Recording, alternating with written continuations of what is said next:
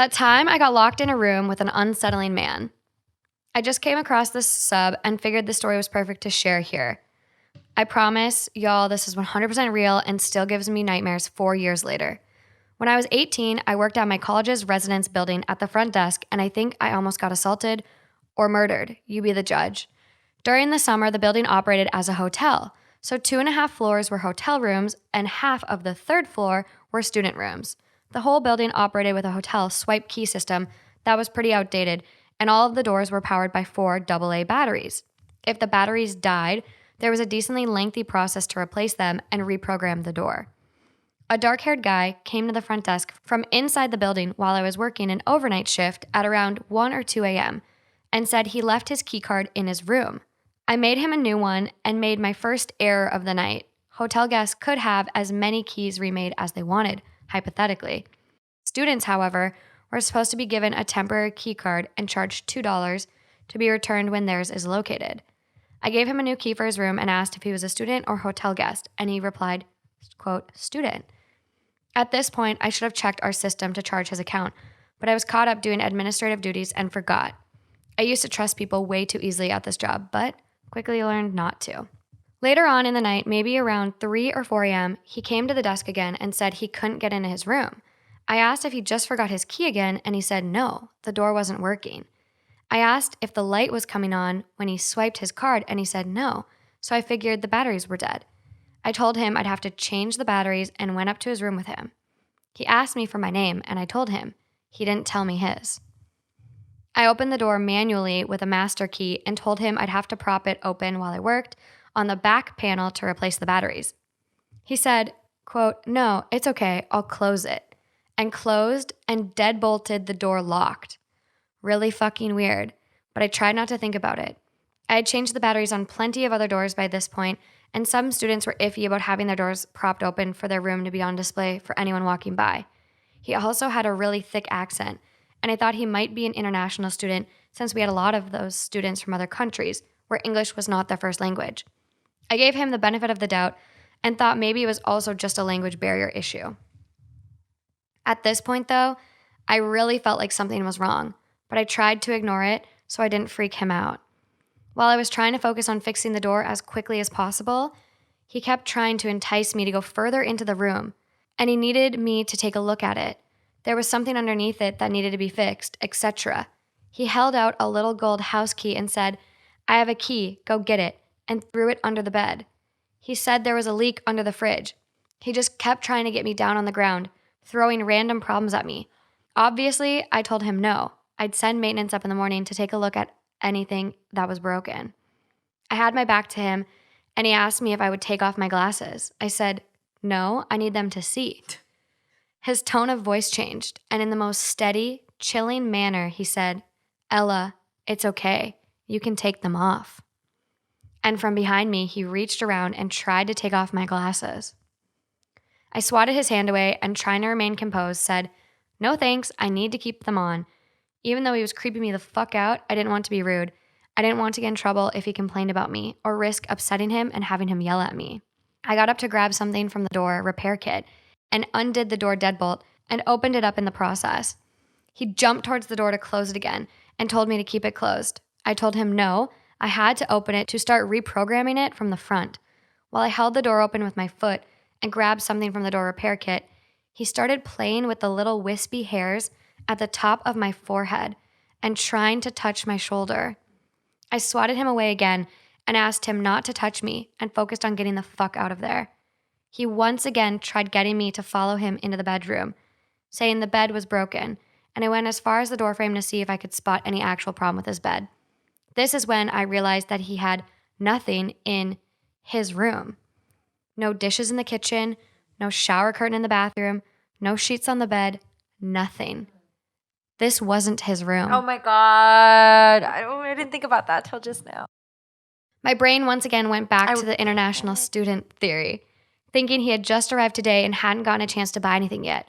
But in the pit of my stomach, I knew something was wrong. I fiddled around with the door for a few more seconds before announcing that it was fixed, and quickly gathered the door kit and left. Before I had reached the elevator, he came back out without his shoes on to follow me. He tried to get back in to get his shoes and called out, "Ella, the door isn't fixed. You need to come back." I went back and opened the door manually and told him if the door was broken, I'd have to send up maintenance to fix it in the morning. I knew he was going to follow me to the elevator again, so I closed the door behind me once he went inside and ran down the stairwell as fast as I could. When I got to the front desk, I checked the computer and saw that the room he was in was supposed to be empty. It wasn't a student room or a hotel room. I locked myself in our back office and called campus security. He came down a few minutes later and went behind the desk. I yelled at him to get on the other side and wait, now that I knew he wasn't a resident. He tore the corner off a slip of paper I had sitting on the desk and drew a flower on it, then put it back on top of my papers. When security arrived, he ran back up to the empty room and tried convincing them he lived there so he wouldn't have to leave. He kept showing them his key card, which had decided to work on the door again somehow. They escorted him back downstairs and came to ask me if he really did live there. Obviously, he fucking didn't. That's why I called you guys crying and terrified. He kept interjecting to argue he did live there, but couldn't even recall his room number when asked. Security asked him for his student card, and he couldn't produce it, so they told him he would have to leave if he couldn't prove he lived there. While they were grabbing his information, I listened from the office and could immediately tell he was lying. The phone number he gave was just a bunch of random numbers. The name he gave was prefaced by, as if he was trying to think of a name. When they asked him for his address, he just said, across the street. One security guard asked if he lived in the apartments across the street, and he said yes, but couldn't tell them what the building number was. He said his apartment number was 1200, but I moved into that building a few months later, and apartment 1200 doesn't exist. When security asked what his purpose was to be sneaking into a room, he just kept up the ums and uhs and saying he didn't know. They'd ask, were you trying to see a friend? Do you know anybody who lives here? Were you here to hurt somebody? And he kept fidgeting and saying, I don't know, no reason, I was just here. At one point, he tried to tell them he was my friend, at which point I poked my head out of the office to say that I literally had never seen him before that night. He left. We didn't call the police because he didn't actually do anything, but it was still fucking unsettling. Later on, it dawned on me how he figured out the room was vacant. One of the housekeepers had been using it as her personal break room. A few days later, a housekeeper came to the desk and told me they found the door deadbolted open, the TV on, and a housekeeper inside watching TV. She must have forgotten to close the door when she left for the night, and when the creep let himself into the building, he found it. I never saw him again, and to this day, I have no clue what he was doing there. I haven't worked there since last winter, and overnight shifts still give me the heebie-jeebies. My new boyfriend has a stalker ex. My boyfriend, 32 male, and I, 27 male, have been dating and talking for a short time, maybe a few months total.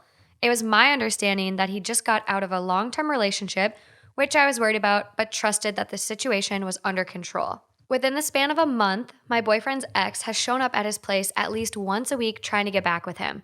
The 4 situations have escalated each time with things said by the ex. Quote, I was worried because you didn't reply to me. Will you let me come in and play with the cats? Quote, do you want to go out for our anniversary? Do you want to go to Mexico with me? And the most insane part, quote, will you marry me and move to Mexico with me? In my opinion, my boyfriend isn't being as direct and upfront as he could be. Each time it happens, my boyfriend says, I think this time is different, and he got the point. But it keeps happening, and he engaged with him each time instead of just saying, leave me the fuck alone and get off my porch. I would have shut this shit down a long time ago, but I'm stuck in the position where I have to let my boyfriend handle it. He talks about getting a restraining order, but hasn't followed through. My boyfriend is definitely not stepping up to the plate when it comes to getting his ex's advances to stop. How do I handle this situation? Am I the asshole for following my 42 male wife, 27 female, around for an evening? The title sounds extreme, but here are the details. My wife and I have been together for 5 years. I love her so much that it pains me to write this. The thing is, I was the sole earner for a while and I was happy to provide. I am a software developer at a local startup that has tripled in employees and has gone exponential in revenue. We're not having kids, so my wife got bored of being home and doing nothing. So she got a job at a law firm as a paralegal. Enter this attorney, who I'll call Brandon. My wife started to bring him up quite a bit. You know when your wife starts talking about something, drops it, and then brings it up a few minutes or hours later, like there was no gap. My wife does that with stories about him.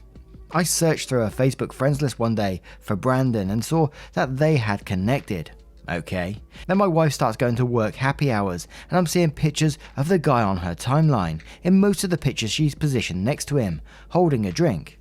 Okay. I have gained considerable weight since joining the startup. There is free food provided to us nearly every day. My wife has maintained a really low weight and looks as beautiful as she did at 22.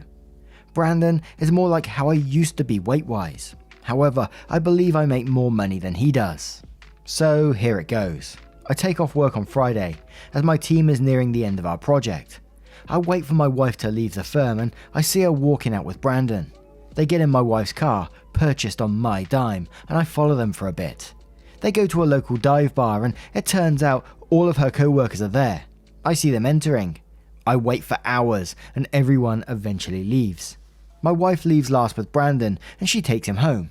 I don't see any physical contact as he exits the vehicle to go inside his apartment building. At this point, I'm sick. I'm gutted. I wait at home for my wife and confront her about Brandon. She went insane basically, threatening to end the marriage because I stalked her. She told me she is always the dedicated driver for happy hour because she doesn't drink much, which is true, but she didn't address my greater concerns. Am I the arsehole? My 29 male soon-to-be ex-husband seems to feel entitled to another chance with me, 28 female. My husband and I have been together almost 8 years, married for 2.5 of those.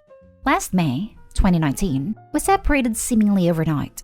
He left me and our toddler and moved back to his hometown. There was never a solid reason given, just that he felt we should have never have gotten married. In July, he changed his tune and wanted to be a family again. He was still at his job at his hometown, so I decided I would ride it out at my job at a different city for a couple of months to build my resume, and then start looking for other jobs at his hometown. After 6 months of a brutal commute, taking care of our child during the week by myself, and driving to his hometown every weekend, interviewing, basically bending over backwards, I finally landed a great job in December. A week before I was to move into the new house we were buying together and start my new job, I found out he had been having an affair. He begged and pleaded for me to stay with him, said to break off all contact, and I foolishly agreed to give him another chance. 2 days later, while I was back in a different city and completing my last week of work at my old job, he unblocked her on everything and liked her pictures on Instagram. I was devastated. On top of that crap show, he kicked me out of the house we were supposed to move in together, but I had to find a new place to live 2 days before starting my new position. We have lived separately ever since. He has said and done so many hateful things in this time period, and said so many times that he wants a divorce that I've lost count. Up until a month ago, he was still maintaining contact with her. I saw her car at his house, took pictures for the lawyers, etc., and he admitted he had been talking with her still. I stopped doing the pick-me dance about a month ago, and stopped reaching out to him besides contact about our child. Now, he has suddenly changed his tune, and is desperate to get me back and will do anything. He hasn't followed her on everything, and liked all her pictures. Tells me not to give up on our family. But I've moved on. I'm not interested in pursuing another relationship with him. He's hurt me deeply, and I feel like I've been screwed over by him so many times that I've lost count. How can I tell him there isn't a chance without sounding like a completely heartless person? I still want to be able to maintain a strong co-parenting relationship with him, so I am friendly to him, but he seems to take that as I want him back. I have relayed to him my feelings, but they fall on deaf ears. He says he will never stop trying to get our family back together and does not want a divorce. I do. Does anyone have advice? I the arsehole for telling my co-worker that my personal out-of-work activities are as important as her kids. Trying to keep this short. I'm a married 36-year-old woman with no plans to have kids. I recently had an issue with a co-worker where a boss emailed her and I to ask if one of us could cover an evening call. It's a 9-to-5 job, but we occasionally have evening calls due to collaborators in different time zones. The co-worker asked me to do it because her son had a soccer game, but I said that I can't do it because I had a volleyball game. She said that I should do it because the soccer game is for her kid and my volleyball game is just for me. I said that respectfully my outside of work commitments are not less important than hers because I don't have children, and that she should take the call because I had taken the last 2. She scoffed at me, and I know that other people around the office have been gossiping about me since and saying that it was super messed up that I made her miss her kid's soccer game. I think that it's incredibly important to support working mothers. I am always more than happy to accommodate the schedules of mothers I work with when it doesn't cause a significant inconvenience to me. For example, some co-workers leave early to pick up their kids. Our company is great about that, and I'm happy to work project schedules around that. I also would have taken that call if I hadn't had a conflict, as long as it wasn't a pattern of me taking significantly more evening calls. I talked to a friend about this, who is a mother, and she said that I should have just done it because people who don't have kids really should have more empathy for working parents, and we don't understand how hard it is. I said respectfully that I do understand that working mothers have much more stressful lives than I do, which is why I decided not to be a mother. I also said that I can have respect and empathy for working mothers and also value my time and choices equally. She similarly scoffed and said that I don't understand. Am I the arsehole? I, female 37, and my husband, 42, attended my friend Becky's, 36, annual barbecue last weekend. Becky and I have been close friends since college. I met my husband shortly after graduating, and while he and Becky have never been very close, such as hanging out without me, they've always been friendly. We've all hung out together on numerous occasions. Unfortunately, Becky recently lost her husband due to a medical issue, and we've all been devastated. This year, Becky texted me the day before her event and told me that she was making this year's occasion a child-free one, and that meant I couldn't bring my 3-year-old and that she understood if I couldn't make it. I bit my tongue to be respectful and thanked her for letting me know, and told her I indeed wouldn't be able to make it. She responded by saying she was looking forward to seeing my husband at dinner though. I saw no issue with this and sent her a thumbs up. The following day was the day of Becky's event, and my mother-in-law luckily agreed to babysit our toddler. So we thanked mother-in-law and headed over to Becky's with food, gifts, and no children in tow. As we walked in, Becky greeted my husband with a hug and an excited hello, and then me with a sort of surprised look on her face. She didn't say much to me and went into her living room with everybody else. I went to put down the food on the counter while she introduced everybody to my husband and referred to him as dear. My husband told me this later in the evening. Then I walked into the room and she gave me no mind since she was deep in conversation with a friend of hers. Sometime into the party, Becky and my husband were both standing at the patio door and she had her arm around his waist. He spotted and looked at me with a help me glare, so I made my way over, thinking she'd had one too many. I kissed him as he separated from her grasp. Becky looked at the both of us and then back at the others at the party with a shocked expression and then ran back into the house crying. She ran into the bedroom and locked the door and screamed at me to leave through the door. I tried asking her numerous times what had upset her and why she wanted us to leave. She refused to answer me and just kept crying. So we left and on the way out received some pretty dirty looks from the other partygoers. Later, I received texts from several mutual friends who scolded me for PDA and how Becky was so upset that I had made her party look tacky and that I was rubbing it in her face that she was a widow. I was so shocked and hurt to hear this and mentioned that every other couple at the event was also being relatively affectionate. Despite my husband and I not being the ones to show PDA, I had given him a side hug and a peck kiss and that was all. Anyways, I'm at a loss at what I should do. I feel like I hurt a close friend, but I'm not sure how and what I can do to fix it. Reddit, help! Am I the idiot? I, 21 female, am the third of 7 children. I have 5 brothers and a sister. Because there are so many of us, our parents let us know that they could only afford for 4 of us to pursue higher education. However, my older brothers started working out of high school and my sister is planning to get a GED, so this wasn't a problem until recently when my youngest sibling told us he wanted to become a doctor. Obviously, my parents don't have enough left in his college fund for that. 2 of my brothers, 20 and 18, and I are already in college. They borrowed some money and even got my older brothers to chip in a bit, but they still don't have even close to enough, so they told me they couldn't pay for my remaining time in college and asked me to drop out. They said that they would be able to save up enough in the next 3 years with that money. I only have 2 years left before graduation and I don't want to be without a degree amid a global issue, so I said no. I'm already paying for part of my tuition fees with the money I make from my part-time job, so I also have no savings whatsoever. My parents got really upset and asked why I couldn't just make one small sacrifice for my brother's future. They said there would be no difference since an arts degree is just as good as no degree and my brother is a straight A student, so he'll do well as a doctor. I feel bad about rejecting them since I know they'll ask one of my younger brothers who are in college to drop out, but I don't intend on giving up halfway through my studies.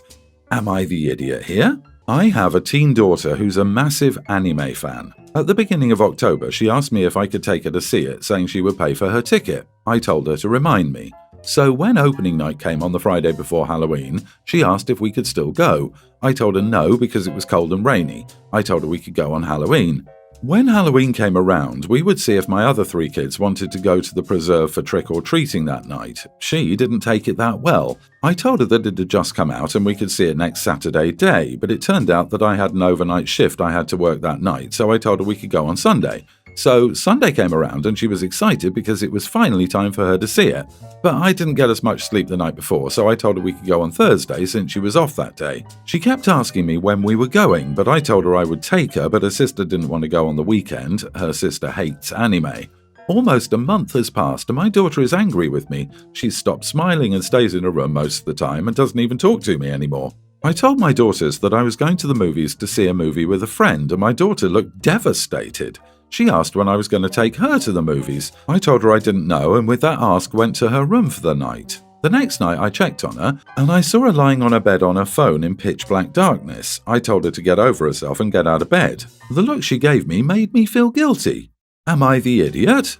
I, 28 male, scheduled a garage appointment last week on a weekday to have my car's original suspension installed and changed to winter tyres.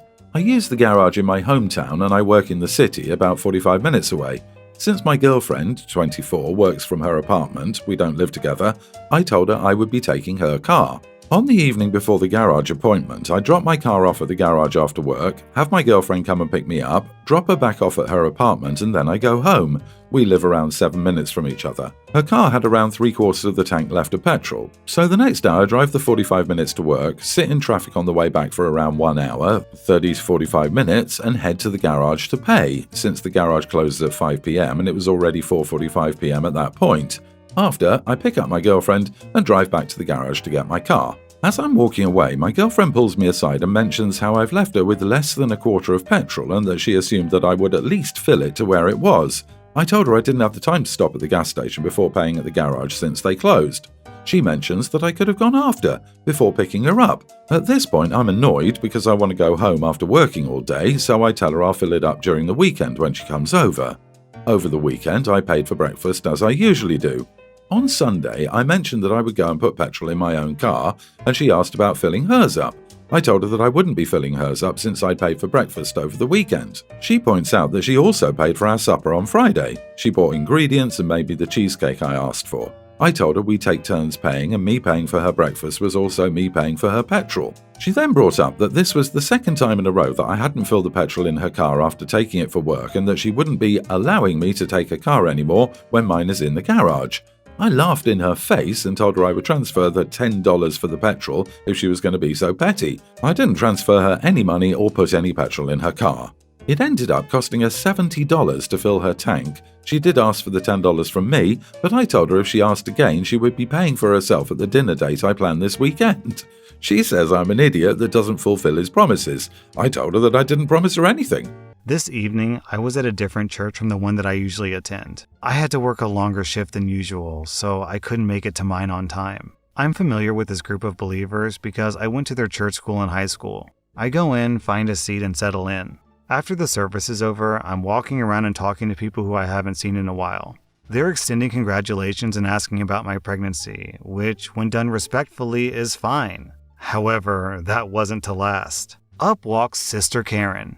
"Oh my, OP, when did you get married? I didn't get an invitation to the wedding." I wouldn't have invited Sister Karen to my wedding regardless. I said, "No, Sister Karen, I'm not married yet. I had artificial insemination done to bring my little loved one to me." "Wow, OP, I didn't think you would be so stupid and not think about how selfish you are. There are so many people who are both married and who actually serve the church. You could have offered your womb to these godly folks so they could raise this child in church and in a complete home." I was in so much shock that I couldn't form words. She pointed at my pregnant belly. "My husband and I would be happy to raise that child in a complete home. We can't have any more kids, so this is a great blessing to our family." I said, "Haha, you got any more jokes? This is my baby. If you come near me, my child, or any other children I have, you're getting a restraining order." Then I left the conversation to keep talking to other people. On the way back to my car, she tried to pray over me to give her and her husband, the innocent and unfortunate child in my womb, to their household of true love. She is nuts. She has always been a nut job, but today she just took the entire cake along with the plate that it was sitting on. Some people. You know, it's actually sad how often this sort of thing happens. I mean, being a blind girl, I encounter ignorant people almost daily. But entitled parents represent a certain level of infamy for me. So since my parents are at risk for COVID, I've been going shopping alone more and more often during the pandemic. Yesterday was one of those cases. Grocery shopping is a more involved process for a blind person. I have to ask a staff member to assist me. I also have my guide dog, Gumbo, inside with me. My dog alone increases the instances of bad experiences. Now, during my shopping, I always get a wide array of reactions to my dog. But one in particular occurred towards the end of my shopping. I heard loud footsteps, followed by the loud screech of, "That doggy is so cute! Can I pet him?" It was obviously a small child by the voice, so I prepared myself before responding that no, my dog can't be touched due to him being a guide dog. Surprisingly, the child didn't act entitled, but she seemed surprised and excited about a dog having a job. She, at least I believe it was a she, asked me a few questions and then left. I thought nothing of it and continued with my shopping. After I finished, I decided to stop by the food court on the way out for some lunch. I ordered my food, sat down, and waited.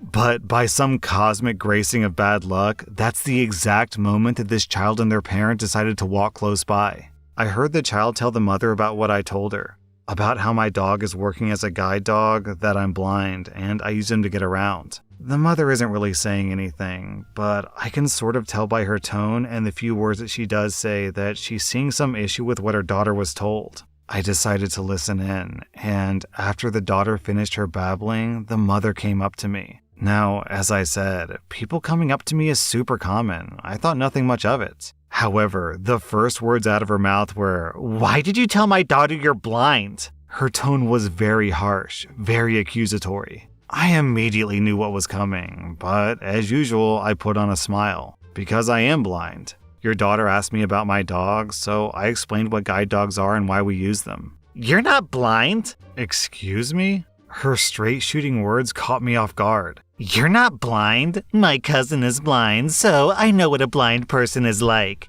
You shouldn't lie about that. I think you should let my daughter pet the dog. She likes dogs. It's pretty bitchy to refuse a child something like that." My hackles rose slightly. Well, ma'am, not all blind people are the same. Just because you know a single blind person doesn't mean you know how all blind people are. And, as I already explained, your daughter can't pet my dog due to him being a seeing eye dog. "Why are you lying? Your eyes are completely fine. You're using a phone. Don't say that you're blind if you're going to show that you're not at the same time. Why would you lie about this?" Excuse me, but I'm not lying. My eyes looking fine have nothing to do with anything. Not every blind person's eyes look the same. Look, you're stressing me out. I'd rather you just left me alone. "My daughter wants to pet your dog. She's been well behaved all throughout the day, and it's more than reasonable to let her pet the dog." I said no. I don't know why you can't just accept my answers. You said no using that BS excuse. You're honestly starting to piss me off. I don't know who you think you are, but I happen to work for... I don't actually remember what she said here. "And if you don't stop it, I'll get security to throw you and your fake guide dog out of here." Now, I'm sure you get the picture. This went on for a good 5 minutes of her getting progressively more and more angry at the fact that I wouldn't let her daughter pet my dog. The daughter was actually silent throughout the whole thing. I don't really think that she even cared that much. The entitled mother, however, was another story. Eventually, she screamed out, "That's it! I'm going to get security! If you're smart, you'll be gone by the time I get back, or you'll regret it!" I snorted at her small fit and heard her huff and storm off. By that time, my food had arrived, so I started eating. I didn't really believe that she would go get security, but with entitled parents, you can't be sure. About, 5 minutes or so went by of me eating. I was enjoying my fries, browsing Reddit in bliss. But, of course, she returned. I heard her stupid stomping from like 15 feet away, and I heard she was raging to, apparently, a security guard.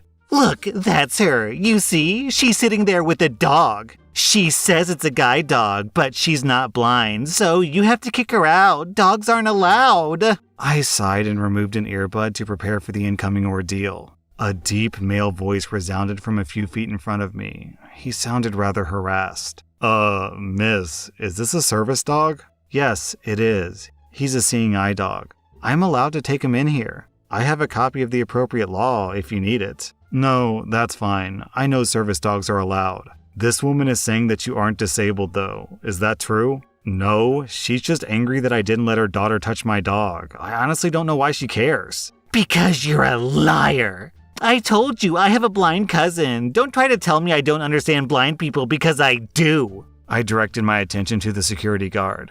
I've tried to explain to her that one blind person doesn't represent all blind people, but she doesn't seem to get it. Could you please ask her to leave me alone? I just want to eat in peace. So, you are blind? Yes, I am. Can you prove it in any way? No. How could I do that, and why? Well, it's just that she's saying one thing and you're saying another thing. I don't exactly know who to believe, but yeah, I see how proving you're blind doesn't really work. He spoke to the entitled parent. Why is it exactly that you think that she's lying? Are you serious? Are you thick? Look at her eyes. They're not white or cloudy like blind people's eyes are. She's literally looking at an effing phone. What's your response? I sighed. Maybe her cousin has those eye symptoms, but not every blind person does. Those symptoms are caused by diseases like cataracts, which I don't have. As for the phone, devices have been accessible for the blind for years. I find it surprising that she has a cousin who's blind who doesn't know that. No, I saw you look at the phone. You're looking at it. I have basic light perception. I can detect light. I direct my eyes to it out of habit because that's where my hands are occupied. Look, it's not my job to educate you on what you don't know. I said to the guard, please just ask her to leave me alone. I don't care if she doesn't believe me, but you don't have to stand here and mediate a back and forth as if we're going to agree. I'd like her to stop talking to me and leave me in peace. I'm feeling extremely harassed. Yeah, I get that. It's just that I can't know for sure if you're blind, so she might have a valid point. What? This applies to every blind person. How can anyone prove that? If she has no proof that I'm lying, then shouldn't you just give me the benefit of the doubt? I don't know. She said her cousin is blind, so she probably knows something about it. Wow, I'm not even gonna bother. Look, if you're not going to get her away from me, then I'm just gonna leave. Thanks for failing to protect a disabled patron. I stood up to leave, my dog getting up to guide me. I took a few steps, and I suddenly felt someone grab hold of the harness handle tightly and pull me to a stop. Wait! I said I wanted you to let my daughter pet the dog. Then you can leave. No! Get off of my harness! Get off! Now, understand that grabbing my harness is akin to someone taking away your eyes. She was impeding my means of navigation, so I panicked. This has only happened to me once before, and I panicked then too. I attempted to pull my harness handle back, all the while screaming, "Get off! Let go! Help!" And all the while, she was screaming in my ear about... Actually, I wasn't exactly listening because I was too busy screaming. But I assumed that it had something to do with her daughter. The security guard was fumbling around fairly uselessly. Eventually, another security guard hurried over, and I heard him bark out, "What's going on here? She's taking my guide dog. Help me. She won't let go." No, she's supposed to let my daughter pet her dog. He said so. I assumed that she pointed to the guard. The guard didn't respond, but the way that the conversation went, it seemed like he non-verbally indicated that he hadn't said that. "Miss, let go of that lady's dog right now, or I'll escort you out." No, she's not blind. The dog isn't real. Don't just jump in and assume that you know what's going on. By now I'd calmed down a bit, so I said, "Please just get her off me. I want to leave. I don't feel safe. Let me leave." "Hey, you're alright, miss. Everything's gonna be fine." I felt the woman's hand being forcibly removed from the harness handle. As soon as I was free, I immediately commanded Gumbo to lead me to the exit. We walked quickly. I heard the woman screeching loudly behind me and the man shouting, "Calm down, just stop screaming." I was still somewhat panicked, but I was able to calm myself down as I hurried towards the exit. It was so chaotic that I very nearly forgot my shopping where I left it at customer services. I left, called a taxi, and came home. It's really stuck with me for the last couple of days. But the worst part is that these types of interactions are an almost daily occurrence. Blind people are the targets of constant harassment in public. This woman just went farther by physically assaulting me. I know that I could have and should have gotten her arrested, but honestly, I was just so panicked I wanted out of that situation ASAP. So why am I telling this story? In short, spreading awareness. It's important for people to know more about the blind experience and what blind people have to deal with. It's also super important to say that if you're ever a witness to a situation like I just described, intervene. Had that second security guard not intervened for me, that situation would have been a lot worse. So I would appreciate any upvotes on this post to help spread more awareness. And I didn't even get to finish my fries. Today I effed up by accidentally kidnapping a child. So this happened last week when I was babysitting my nephew for a few days for my sister. My nephew's name is Adam and his friend's name is Max. Adam is still in elementary school, but me and him get along pretty well because we enjoy similar things, so I was looking forward to the week. This all started when I went to pick up Adam from school. They called his name over the intercom and he came out with his friend, Max. I said, "Who's this?" "My friend Max. Mom usually lets him come over after school." "Hey Max, I'm OP." "Hello, Mr. OP. Is it okay if I hang out today?" "Sure, that's fine. Is your mother okay with it?" Max went silent for a second, but then answered, "Yeah, she's fine with it. I talked to her about it yesterday." So off we went. We went back to the house, and Adam asked me if we could go get some ice cream. I love ice cream, so the boys dropped off their bags, and I drove them to the store to buy everyone some ice cream. I decided we might as well get some snacks too while we were there. Adam and Max got excited and grabbed a bunch of snacks. So I paid and we left, stopping at a park on the way back home to eat the ice cream. We got back home, and Adam and Max played with Legos, and I prepared dinner while watching a movie on TV. So a while goes by, and I ask Max what time I need to get him home by. It was my fault that I asked him so late. It had completely slipped my mind. "Hey, Max, what time is your mom expecting you home?" Max didn't respond, so I repeated the question.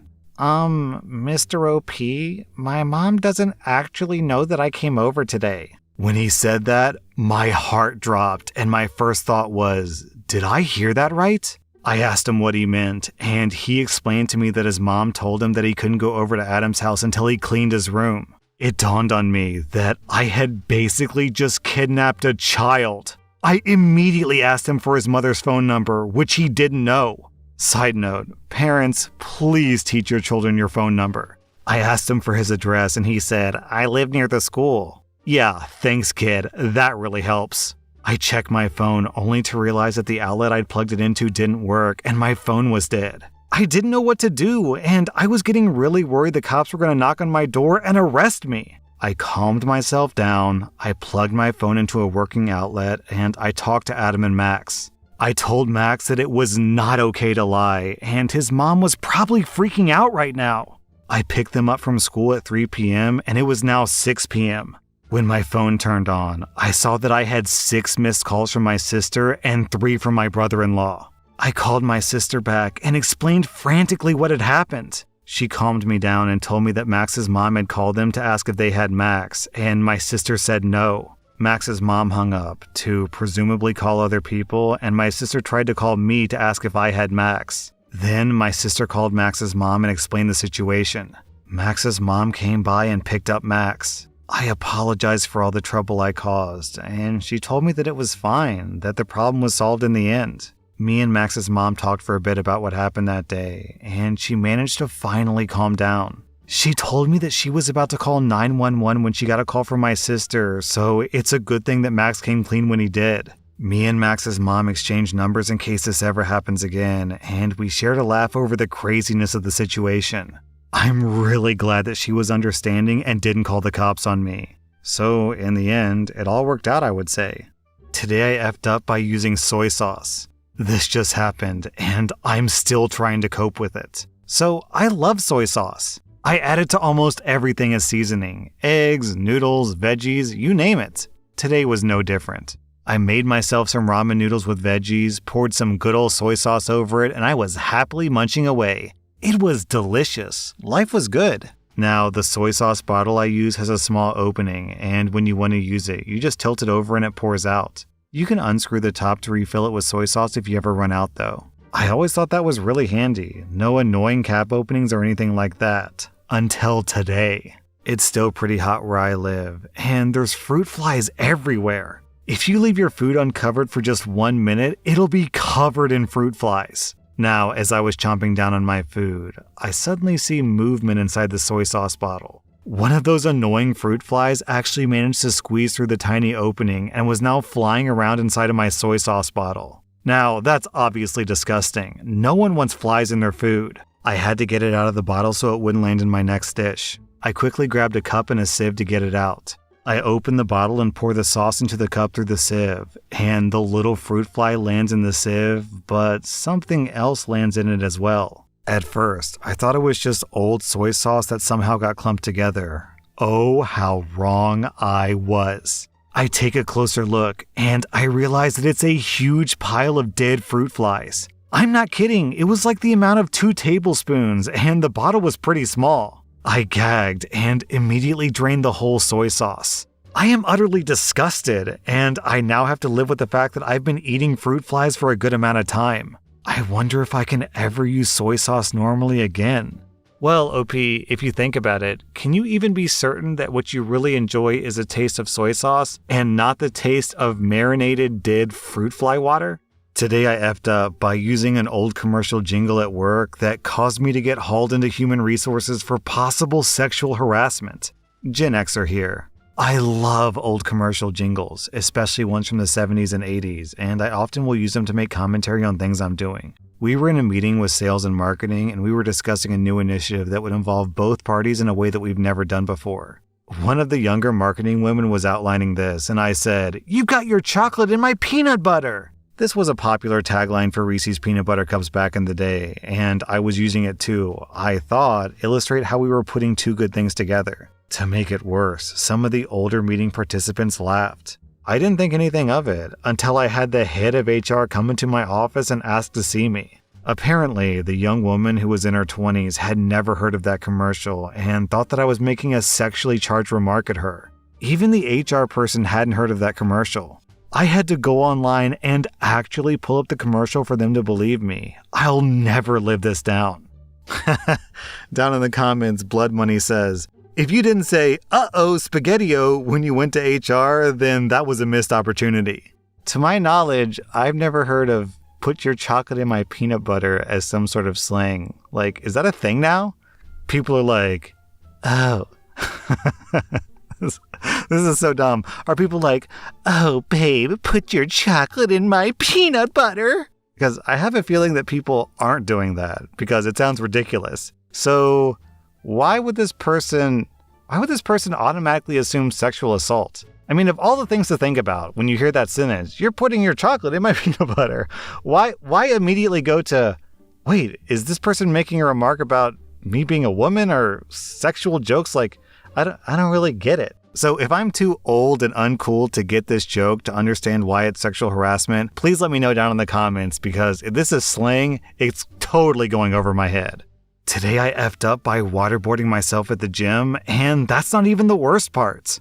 I was feeling dizzy before a workout because I was a bit dehydrated.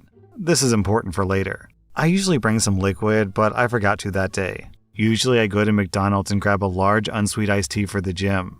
It's better than coffee, it wakes me up for the workout, and it's only $1. That was screw up number 1. Well, in my slight lightheadedness, I think I'll just have some water at the fountain in the middle of a workout. That was screw up number 2.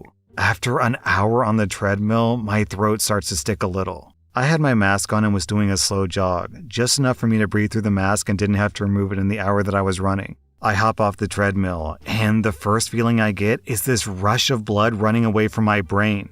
It only lasted a second, but anyone getting up too fast from sitting or squatting a long time will know the feeling. It's also that same feeling of dizziness you get from being drunk. That would have been a good time to drink something, but because of COVID, the fountains were turned off, and you're supposed to bring your own water.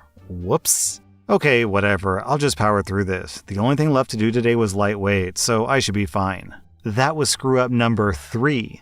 Yup, I go through with my hour of light weights, and at the end, my shirt was very sweaty, and I was feeling dizzy and lightheaded at the end, but it passed. Anyone who's had that feeling would know that it's actually a little euphoric, and a great way to end the workout is to take a shower. This is where I should point out that I'm in terrible COVID condition. My belly is huge, and my mother pointed out that I looked pregnant when I went to open the fridge door without my shirt on.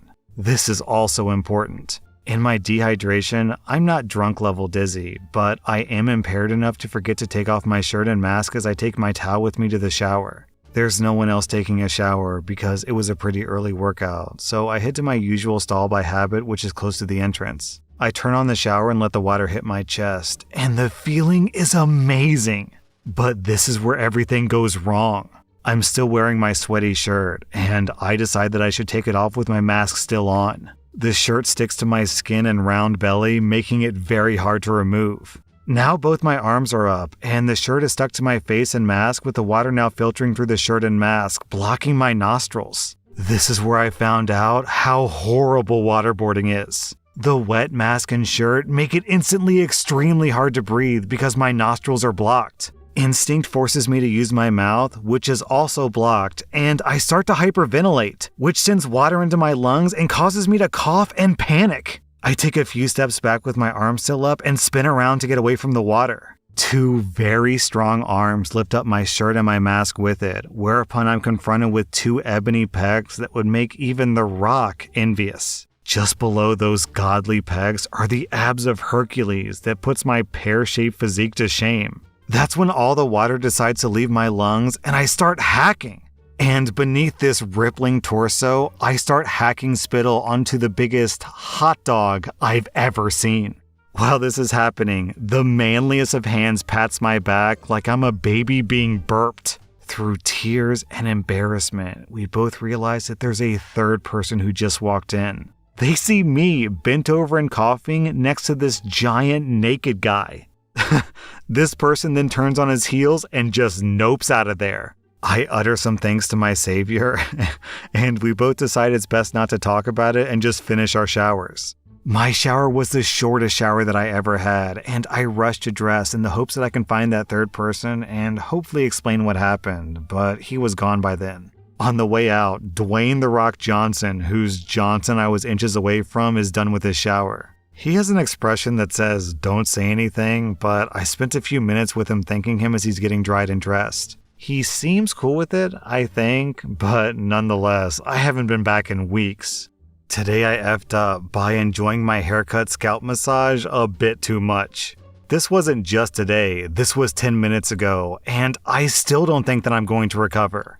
Buckle up, friends, this is going to be a hard story to tell. I get my haircut at Sports Clips every first weekend of the month like clockwork. I enjoy them because of the MVP hot towel scalp massage stuff they do in the back, and I've never had a bad haircut from them. This is not an ad for Sports Clips, mind you, because I don't think I can ever go back. If you've ever been to Sports Clips, you know they're very male catering. There's sports on the TV, and all the stylists are generally young and attractive and wearing booty-hugging leggings. By this point, you've probably figured out where this story is going. So we do my haircut, and it looks great. I'm happy with it. Time to head back for the triple MVP. I lay back in the chair, and she turns the massage on.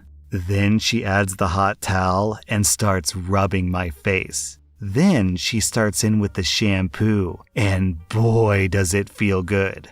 I've always been a sucker for a woman massaging my hair. The chair is vibrating, my scalp is tingling. Fellas, let's take a moment here to commiserate on that moment when you know what's about to happen is about to happen, and you can't do anything to stop it. Yes, indeed. By the end of the first quarter, the Ravens on ESPN on the giant TV weren't the only ones facing stiff competition. Let's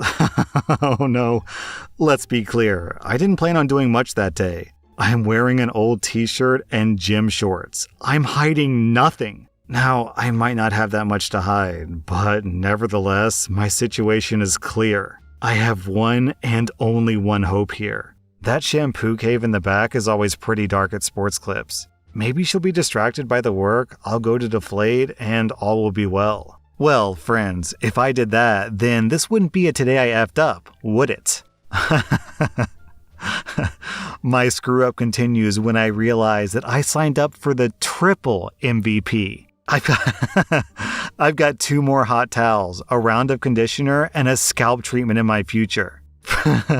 For the next 10 minutes, I'm tent camping outside the stadium, and I'm just praying for this to end. Finally, we're all done, and I pray that I made it out of the woods safely. Things are starting to calm down, and maybe we won't get a flag on the play here. My stylist then hands me the towel from my hair and says, "Why don't you take a moment to relax and then come back to my chair?" God in heaven, that settles that.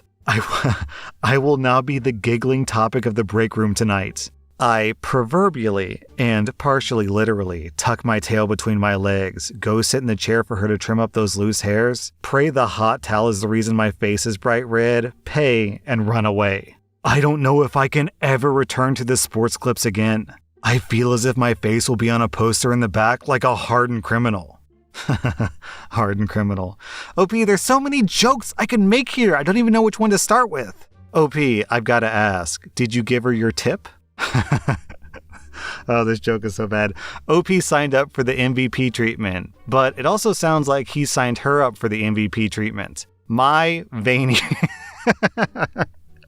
My veiny... Oh my god, OP, you just made me realize something horrible. So, I've gotten a few massages in my life when I go to, like resorts or vacations or whatever. And literally every single time that I've ever gotten a massage, like a professional grade massage, I fall asleep. It happens like clockwork. Halfway through, I just fall asleep, I drift off.